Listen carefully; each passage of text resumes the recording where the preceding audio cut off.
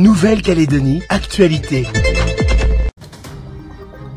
De nombreux Calédoniens ignorent que le taux de sucre est élevé dans leur corps. C'est le constat fait à Koné ce matin. Dépistage du diabète et de l'hypertension a eu lieu à la tribu de Noélie. Précision dans ce journal.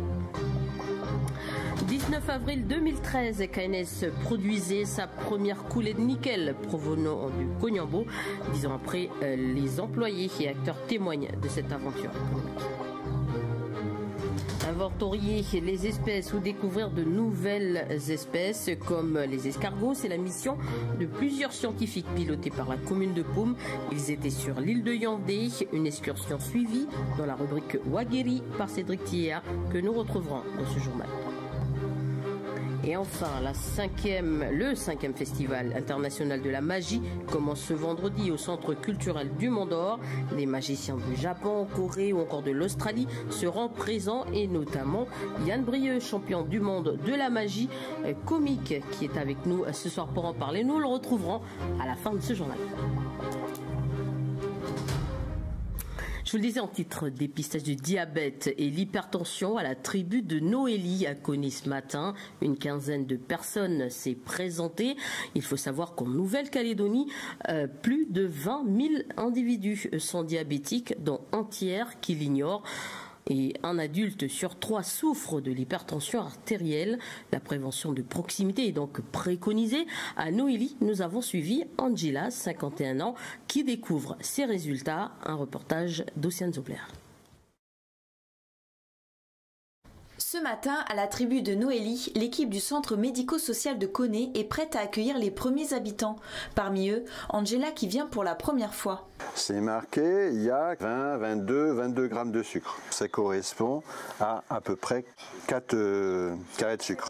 Après des conseils de prévention, Angela se prépare à présent à se faire dépister. On va également prendre sa tension. Et pour une première fois, la quinquagénaire ne sera pas au bout de ses surprises. Donc ça comprime. Du 143, 111 quand même. Le sang, il a du mal à revenir au niveau du cœur. C'est parti à présent pour le dépistage du diabète. 2,65. Ça veut dire quoi? Ça veut dire qu'il y a beaucoup de sucre. Donc là, on peut considérer, comme ça fait 4 heures que tu as mangé, que le sucre, il est déjà parti. En fait, j'ai pas mangé ce matin. Oui, bah c'est encore... J'ai juste bu, c'est tout. Oui, bah c'est encore pire. Du coup, t'es vraiment à jeun. Du coup. Oh, c'est encore pire. Du coup, là, t'es à 2. Donc tu vois, là, t'es dans le rouge. Maintenant, tu prends plus de l'eau. Tu prends du jus de citron si tu as envie de prendre un truc avec du goût ou un truc comme ça. On fera la prise de sang, d'accord, pour voir. On vérifiera si le rein il marche bien. En attendant de vous revoir pour le recontrôle, on vous laisse un peu de lecture, justement pour comprendre un peu toutes ces maladies. Je vais arriver à la maison, je vais bien m'asseoir, puis je vais dire, je suis choquée. Je vais lire un peu les brochures. C'est bon aussi quand ils se déplacent en tribu, comme ça, c'est comme, voilà, moi je suis pas tout le temps au docteur. Je vais seulement quand je suis malade, quand je suis vraiment malade. Alors là, dans les tribus, là, on fait un mercredi matin une quinzaine de personnes à peu près, et on a 2 nouveaux hypertendus, ce qui est énorme quand même, proportionnellement, et souvent 1 ou 2 chiffres de diabète qui sont un peu limites à recontrôler.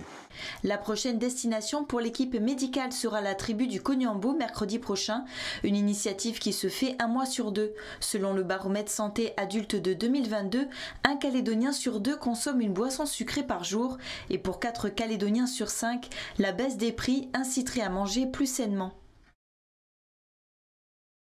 Nickel à présent, bref, une fuite d'hydrocarbures a été détectée hier sur le site de l'usine de Doniambo de la société Le Nickel. Du fioul s'est déversé à travers un caniveau d'évacuation d'eau. L'incident observé en début d'après-midi a nécessité le déploiement d'une gestion de crise. La conduite percée a été identifiée et la réparation est entamée à 17 h aujourd'hui. L'ASLN évaluait qu'à ce stade, une fuite limitée de quelques litres de fioul s'échappait dans l'environnement.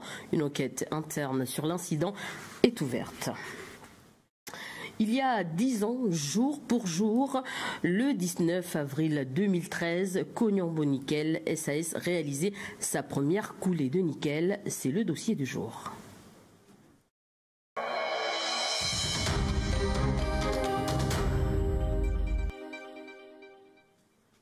Mais au-delà de cette date d'anniversaire, de nombreux Calédoniens travaillent chaque jour sur place. Ils sont tous conscients d'être les acteurs et témoins d'une aventure économique, un projet pays dont ils ont évoqué la dimension humaine.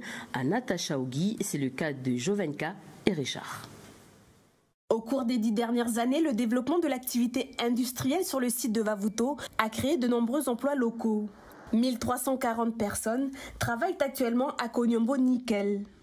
Si dans un premier temps les postes à responsabilité étaient tenus par des expatriés, aujourd'hui de nombreux Calédoniens sont devenus cadres. À la manœuvre, lors de la toute première coulée commerciale, le 19 avril 2013, Richard était déjà présent. Âgé aujourd'hui de 50 ans, il mesure le chemin parcouru. Je me souviens d'un jour où j'étais face à des expats qui m'ont fait l'entretien pour être candidat pour les 140 opérateurs. Et quand ils m'ont fait l'entretien, la dernière question que l'expatrié québécois, il m'a demandé, c'est quoi que tu vas faire plus tard? Puis je leur ai dit, j'aimerais être à votre place. Et ce que je suis devenu, c'est moi qui accueille les opérateurs qui viennent dans ce poste où j'étais au départ, où je connaissais rien. Travaillant quelques étages plus haut, Jovenka, 39 ans, est originaire de Païta. Cela fait 17 ans qu'elle est dans l'entreprise. Du coup, moi, je supervise à partir du réacteur à lit fluidisé jusqu'au four.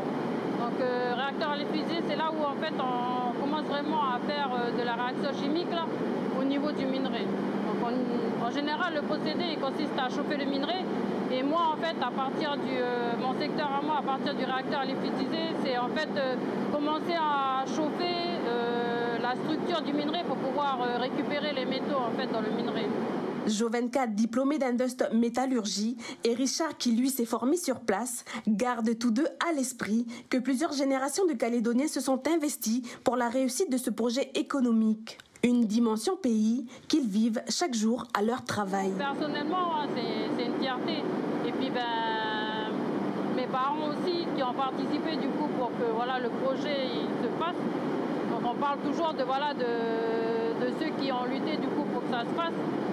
C'est une fierté pour nous aujourd'hui jeunes et puis surtout aussi de faire partie de la supervision là, de montrer que eux ils ont marché à un moment donné pour que le projet se fasse et puis aujourd'hui nous on est là, c'est par rapport à eux quoi. Donc ça fait partie aussi de l'histoire de la Calédonie. C'était un défi suivant ce projet politique où on doit prendre en main notre pays. Cette usine, cette entreprise, il était comme vocation aussi d'amener le rééquilibrage, mais d'amener aussi valoriser la matière grise. S'il n'y a pas eu de cérémonie aujourd'hui pour célébrer l'anniversaire de la première coulée de l'usine du Nord, l'événement a tout de même été célébré. La semaine dernière, KNS a réalisé une coulée symbolique. Et pour aller plus loin, nous avons choisi 5 dates pour résumer les 10 ans d'exploitation de l'usine du Nord à Vavuto. Précision dans ce reportage de Delphine Bossy et Mara Lourde.